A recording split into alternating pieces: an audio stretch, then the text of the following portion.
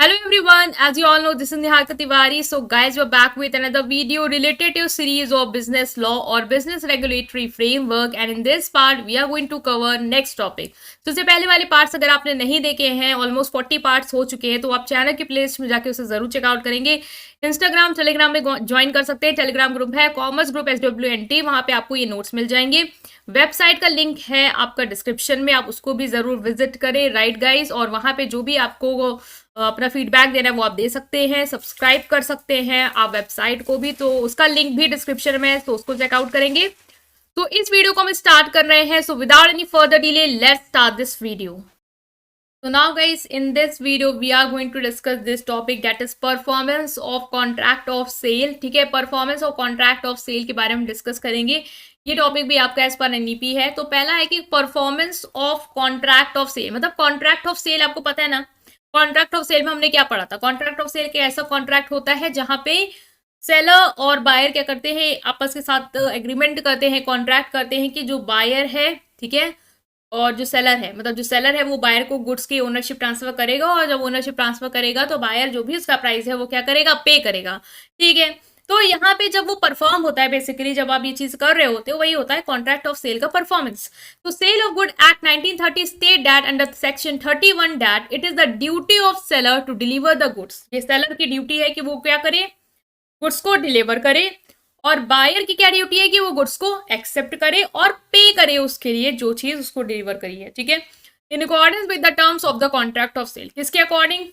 जो भी कॉन्ट्रैक्ट आपने किया है सेल का, उसके अकॉर्डिंग आपको गुड्स को डिलीवर करने हैं एज अ सेलर, बायर को उसको एक्सेप्ट करना है, और उसका जो भी प्राइस है वो सेलर को पे करना है। ठीक है, the performance of contract of sale defines a simple transaction where the seller delivers the good in exchange for the payment made by the buyer। जो performance of contract of sale क्या है? एक सिंपल ट्रांजेक्शन है, basically एक simple transaction है जहां पे seller क्या करता है, गुड्स को डिलीवर करता है बायर को, किस चीज के लिए? For the exchange of payment.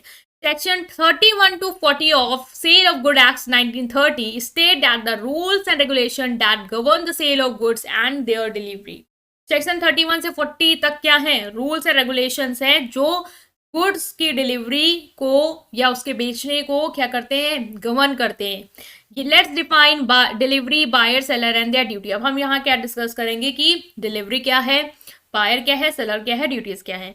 तो under section 22 of sale of good act 1930 the delivery meaning has been stated as voluntary transfer of position of good from one person to another. मतलब यहाँ पे क्या हो रहा है, वॉलेंट्री ट्रांसफर हो रहा है, मतलब मैं जो भी गुड का पोजीशन है वो वॉलेंट्री अपनी इच्छा से एक पर्सन को दूसरे पर्सन क्या करता है, ट्रांसफर करता है। मतलब जो सेलर है वो वॉलेंट्री अपनी इच्छा से जो गुड्स का पोजीशन है वो दूसरे पर्सन को क्या करता है, एज दैट इज बायर को देता है। The transfer of good from one person to another will be considered a delivery under a sale of good act only when, कब गुड्स का ट्रांसफर एक पर्सन से दूसरे पर्सन तक डिलीवरी कब कंसिडर किया जाएगा? पहला, the transfer of good is voluntary, जो गुड्स का ट्रांसफर वॉलेंट्री हो, मतलब कोई फोर्सफुली आपसे चीज को नहीं अपने पास ले रहा है, ठीक है, डिलीवर करवा रहा है या उसको ट्रांसफर करवा रहा है। दूसरा, the transfer is not done using theft, fraud और फोर्स, कोई भी चोरी और धोखे या जोर जबरदस्ती से उस चीज का ट्रांसफर आपसे नहीं कराया जा रहा है।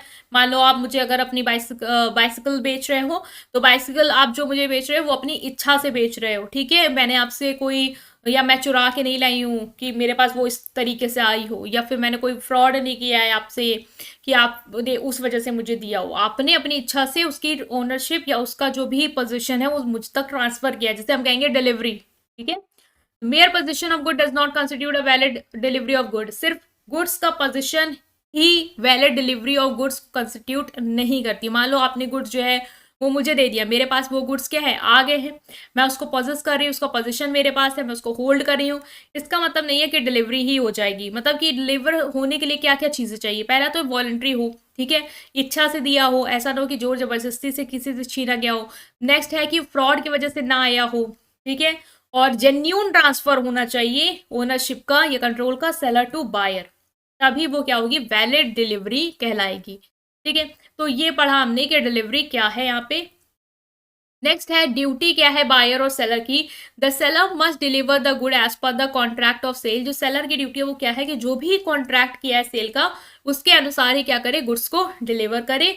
और बायर की ड्यूटी क्या है कि वो एक्सेप्ट करे गुड्स को, और जो भी पेमेंट है जो कॉन्ट्रैक्ट ऑफ सेल के तहत आपने तय की है उसके हिसाब से क्या करे, उसको पे करे। नेक्स्ट है payment and delivery are concurrent. ये चीज आपको याद रखनी है कि जो पेमेंट है और डिलीवरी है वो क्या है, कंकरेंट है, मतलब कि एक साथ होने वाली चीजें हैं। The seller of the good should be ready to make the delivery of the good in exchange for the payment, and the buyer must be ready to make the payment for the delivery of good unless agreed otherwise. ठीक है, जो भी payment है delivery, मतलब seller को goods को क्या करना है, डिलीवर करना है, किस लिए, पेमेंट के एक्सचेंज में, और बायर को रेडी रहना है कि उसको जो गुड्स उसको डिलीवर हो रहे हैं उसकी क्या करनी है, उसको पेमेंट करनी है। ठीक है, तो पेमेंट और डिलीवरी साथ साथ होगी। अगर ये चीज अलग से नहीं कही गई है तो मतलब आपने कुछ ऐसा एग्रीमेंट कर रखा होगा, ठीक है पहले डिलीवर करेंगे बाद में पेमेंट करेंगे, तो फिर अलग केस है। अदरवाइज पेमेंट जैसे डिलीवर चीज हो रही है वैसे ही आपको पेमेंट करनी है। तो आप ऑनलाइन लेते हो कोई भी सामान अब तक आ रही है तो फिर आप पेमेंट करके ही उस चीज़ों को लेते हो, ऑनलाइन पहले से ही पेमेंट कर रखी होगी आपने। Rules regarding the delivery of goods, क्या रूल्स है डिलीवरी के रिगार्डिंग। पहला है delivery, the delivery of goods can be done by putting the good in position of the buyer और any other person authorise by the buyer to hold the goods on their behalf. Delivery goods की कैसे हो सकती है, goods का position या तो buyer को दे दो या फिर कोई बायर का एजेंट जो उस गुड्स को उसके बिहाफ पे होल्ड करेगा उसको, तो इस तरीके से आप गुड्स को डिलीवर कर सकते हैं। नेक्स्ट इज पार्शियल डिलीवरी हो सकती है गुड्स की। If the seller deliver only part of the good it considered as progress toward full delivery, मतलब मान लो कि गुड्स का सिर्फ पार्ट ही डिलीवर किया है अगर, तो हम ये मानेंगे कि फुल डिलीवरी के टुवर्ड क्या है, एक तरीके की प्रोग्रेस, मतलब फुल डिलीवरी भी होगी, एज अ पार्ट अभी कुछ चीजें डिलीवर की। मान लो मुझे आपको 100 कॉपीज डिलीवर करनी थी जिसमें से मैंने आपको सिर्फ 50 कॉपीज डिलीवर करी है क्योंकि उतनी ही मेरे ट्रांसपोर्ट के थ्रू जा पा रही थी। फिर 50 कॉपीज मैं अभी आपको और डिलीवर करूंगी, तो एक प्रोग्रेस है टुवर्ड फुल डिलीवरी की तरफ, मतलब फुल डिलीवरी भी होगी, बस ये अभी क्या है, शुरुआत है, उस तक वो पहुंचेगी। Partial delivery can pass the property in the delivered portion of the goods to buy. Parcel delivery भी क्या करती है, जो भी डिलीवर्ड पोर्शन, जो गुड्स आपको डिलीवर्ड हो गया उसकी जो भी ओनरशिप है या उसकी जो भी आपकी पोजीशन है वो ट्रांसफर करती है किसको, बायर को। ठीक है, नेक्स्ट है buyer must apply for the delivery in some cases specially when the contract specifies a particular time और place for the delivery the buyer must take necessary step to receive the goods. मतलब जो buyer है उसकी क्या है duty की, वो क्या करे, डिलीवरी को अटेम्प्ट करने के लिए एफर्ट्स करें। मतलब जैसे मान लो कोई समय दिया गया है या जगह बताई गई है जहाँ पे बायर को उस गुड्स को रिसीव करना है, तो भाई उसको वो चीज़ें करनी होंगी, उस पर्टिकुलर टाइम पे वहाँ पहुँचना होगा या फिर उस जगह पे जाना होगा। ये है, this might involve notifying the seller और arranging for transport and payment. हो सकता है कि आपको सेलर को कुछ नोटिफाइंग करना हो डिलीवरी के लिए कि इस ट्रांसपोर्टेशन से भेजना है, इस पेमेंट के थ्रू मैं करूँगा, तो वो सब चीज़ों के लिए जो भी आपको डिलीवर गुड्स को लेने के लिए अटेम्प्ट करने वो सब आपको करने होंगे as a buyer. The place of delivery क्या है, both the buyer and seller must agree to the terms of the delivery express और implied at the time of drawing of the contract. जो सब सेल कॉन्ट्रैक्ट बना रहे हो, contract of cell बना रहे हो उस समय बायर और सेलर दोनों को कि कब डिलीवरी होनी है, उसके रिगार्डिंग क्या टर्म्स एंड कंडीशन है, किस समय होनी है, वो सब कुछ आपको क्या कर लेना है, तय कर लेना है। If not specified the default rule is that delivery should be occur at the seller place of the business और resident.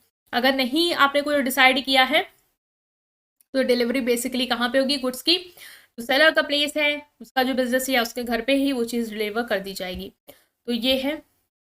Next is good in position of third party. अगर third party, if the good have the third party at the time of sale, then the third party must acknowledge to the buyer that the goods. अगर मान लो कोई third party है cell के समय जिसको goods deliver होने थे buyer के बिहाफ पे, तो फिर थर्ड पार्टी को बताना होगा अगर गुड्स उसको डिलीवर हो गए तो। ठीक है, time for tender for delivery, the time for tender of delivery refers to the period during which seller is obligated to offer or present the goods to the buyer as per the terms of the contract of the sale। Time for tender of delivery क्या है कि कब deliver करना था, उसका समय क्या है, तो उसके लिए सेलर की क्या ड्यूटी है कि वो बताए समय बायर को कि किस समय वो ऑफर या गुड्स को क्या करेगा, प्रेजेंट कर पाएगा। In simple term it is the time frame within which the seller must make the goods available for the buyer to receive them. ये वो समय है जब गुड्स को सेलर को क्या करना है, बायर तक अवेलेबल कराना है कि वो रिसीव कर ले। तो ये भी है कि जो भी टाइम आपने डिसाइड किया है डिलीवरी का गुड्स का, वो आपको एज अ सेलर पूरा करना है, उसी समय पे गुड्स को क्या करना है, डिलीवर करना है। Delivery expenses incurred for putting the goods in deliverable state must be borne by the seller unless otherwise stated in the contract। जो भी डिलीवरी के एक्सपेंसेस हैं वो सेलर को ही क्या करने हैं, बॉर्न करने हैं। अगर मान लो कॉन्ट्रैक्ट में ये तय किया है कि बायर करेगा तो फिर बायर ही करेगा, अदरवाइज सेलर को ही उसको क्या करना है, बेयर करना है। तो ये डिलीवरी ऑफ गुड्स के रिगार्डिंग चीज़ें हैं कि डिलीवरी क्या है, पार्शियल डिलीवरी क्या है, फिर टाइम डिसाइड करना होता है, बायर को अपनी ड्यूटी निभानी है, प्लेस जो है वो डिसाइड करना, उसी जगह डिलीवर करना है।